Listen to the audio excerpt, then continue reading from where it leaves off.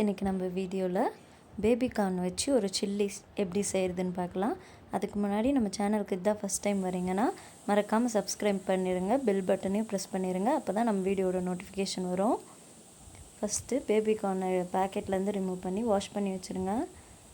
அப்புறம் இந்த மாதிரி சுடு தண்ணியில் ஒரு 5 to 7 minutes வேக வைங்க. நாங்கள் 2 பேக்கெட் பேபி கார்ன் எடுத்துருக்கோம். லைட்டாக உப்பு சேர்த்துக்கோங்க, லைட்டாக கொஞ்சமாக நல்லா மிக்ஸ் பண்ணி விட்டுட்டு ஒரு 5 to 7 minutes ஆனப்புறம் ஆஃப் பண்ணிடுங்க. அதில் இருக்கிற தண்ணியெல்லாம் வடிகட்டி வச்சுக்கோங்க. இப்போ நம்ம ஃப்ரைக்கு ஒரு பேஸ் மசாலா ரெடி பண்ணலாம். அதுக்கு 3 டேபிள் ஸ்பூன் மைதா எடுத்துக்கோங்க, 1 டேபிள் ஸ்பூன் அரிசி மாவு, 1 டேபிள் ஸ்பூன் கார்ன்ஃப்ளவர், மிளகாத்தூள் 1 டேபிள் ஸ்பூன், மஞ்சள்தூள் 1/4 டீஸ்பூன்,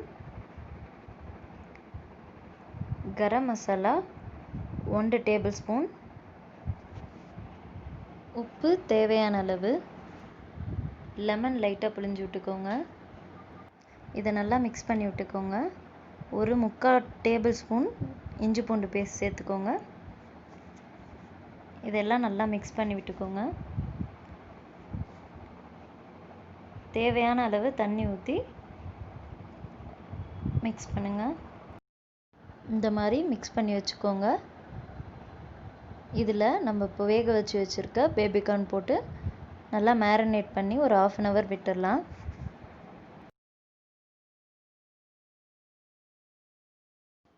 இப்போ நமக்கு 1/2 hour ஆயிடுச்சு. எண்ணெயை காஞ்சப்புறம் மேரினேட் பண்ணி வச்சுருக்க பேபி கார்னை நல்லா டீப் ஃப்ரை பண்ணி எடுத்துக்கலாம்.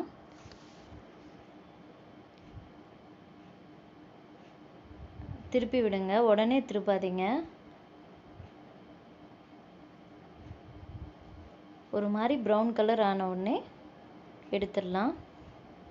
இப்போ நமக்கு baby corn fry ready. Baby கார்னில் நிறைய ஃபைபர் கண்டென்ட் இருக்கிறதுனால உங்களுக்கு வெயிட் லாஸ் பண்ணும். இந்த வீடியோ உங்களுக்கு பிடிச்சிருந்தா லைக் பண்ணுங்கள், ஷேர் பண்ணுங்கள், சப்ஸ்கிரைப் பண்ணுங்கள், மறக்காமல் கமெண்ட் பண்ணுங்கள்.